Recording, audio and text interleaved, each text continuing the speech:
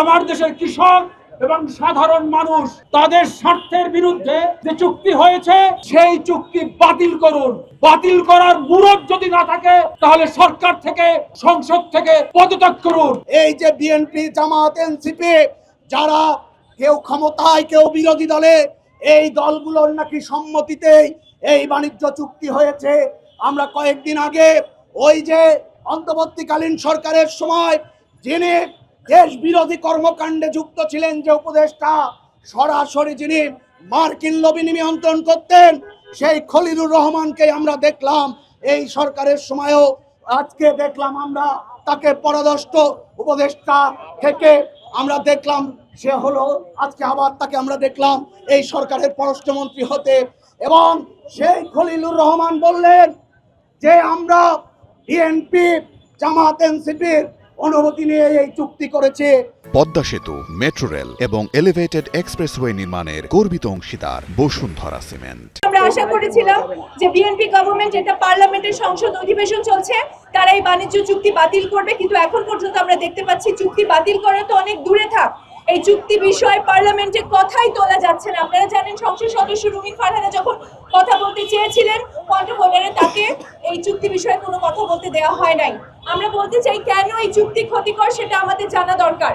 এই চুক্তির ভেতরে এমন কিছু ক্লজ, এমন কিছু অনুচ্ছেদ আছে যেটা বাংলাদেশের শিল্প, বাংলাদেশের কৃষি, বাংলাদেশের স্টেট এন্টারপ্রাইজ, বাংলাদেশের সমস্ত ধরনের ব্যবসার জন্য হুমকি স্বরূপ।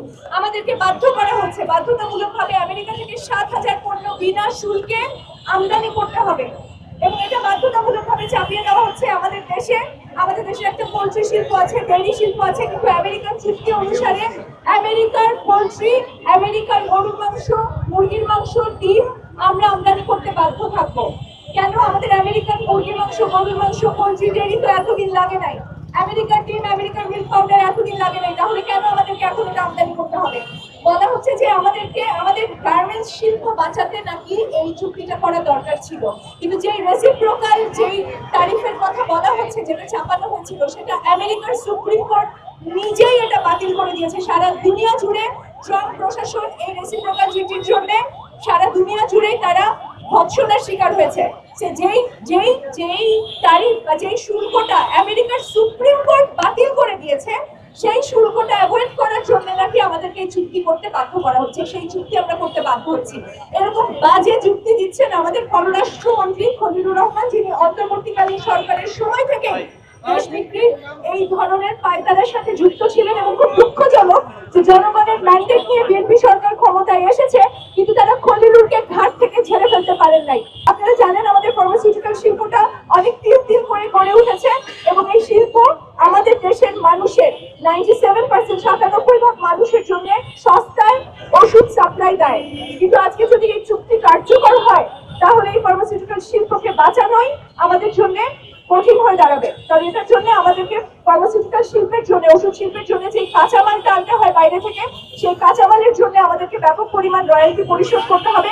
এটার মধ্যে দিয়ে ওষুধ শিল্প টিকে থাকাটা খুব ডিফিকাল্ট হয়ে দাঁড়াবে। পরিষ্কার কথা, আমরা স্বাধীন দেশ হিসাবে আমার দেশের কৃষক এবং সাধারণ মানুষ তাদের স্বার্থের বিরুদ্ধে যে চুক্তি হয়েছে সেই চুক্তি বাতিল করুন। বাতিল করার মুরদ যদি না থাকে তাহলে সরকার থেকে, সংসদ থেকে পদত্যাগ করুন। অন্যথায় এই জনতার যে রৌদ্র রোষ আসবে, তাতে অতীতের যে স্বৈর শাসকদের যে অবস্থা হয়েছে, আপনাদেরও তার চেয়ে ভিন্নতর কিছু হবে না। অতএব আমি আবারও বলছি, এই চুক্তি বাতিল করুন। প্রিয় ঢাকাবাসী, আপনাদের কাছে একটি আবেদন, যৌবনে যারা মুক্তিযুদ্ধ করেন নাই, তারা নানান অজুহাত করেন, যে কারণে যুদ্ধে যাই নাই, অমুক যাই নাই, তমুক যাই নাই। আজকে বাণিজ্য চুক্তির বিরুদ্ধে যারা আন্দোলনে আসবেন না, একদিন তারাও রাজাকার হয়ে যাবেন, এবং তাদেরও এরকম করে অজুহাত খুঁজতে হবে। এই চুক্তি বাংলাদেশের কৃষি, বাংলাদেশের শিল্পকে ধ্বংস করে দেবে। বাংলাদেশের কৃষির আজকের কি অবস্থা, বাংলাদেশের কৃষির আজকের কি অবস্থা আমরা দেখছি। সেই অবস্থায় এই বাণিজ্য চুক্তিতে বলা আছে যে বাংলাদেশের এই কৃষকদের, বাংলাদেশের এই বিভিন্ন শিল্প খাতে, বিভিন্ন ইন্ডাস্ট্রিতে বাংলাদেশ সরকার কোন রকম ভর্তুকি বা প্রণোদনা দিতে পারবে না।